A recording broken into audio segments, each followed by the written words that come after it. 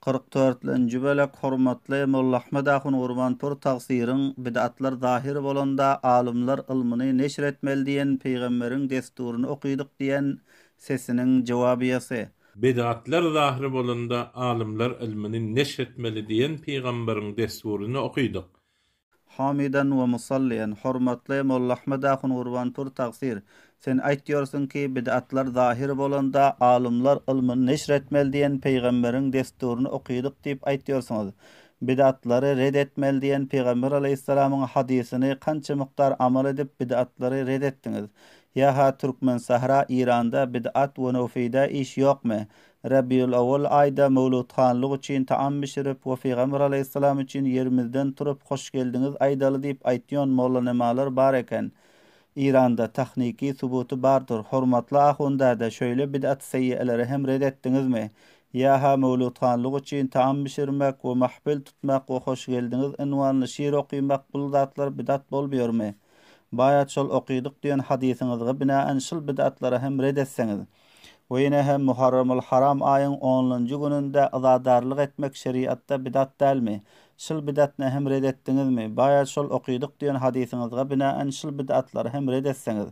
Weýne hem Peýgamber aleyhissalamyň zamanasynda ýok bolup, sahabalaryň arasynda ýok bolup, Hazrat İmam Azam ýani şahsiýetleriň zamanasynda ýok bolup, soňra dinden diýip amal edilip ýören bid'atlar barada hem suhan urduňuzmy ki şol okuýdyk diýen hadisiňizge binaen. Maşaallah hormatly ahunda da bid'atlary we din we şeriatda ýok amallary red ediňler. Allah taala quwat bersin. Waqian hem bid'atlary red etmeli. Hemçinan İmam Ähli Sünnet Hazrat Mevlana Serfrazxan Saptar rahimehullah şol orada bir hadis tahrir edipdir.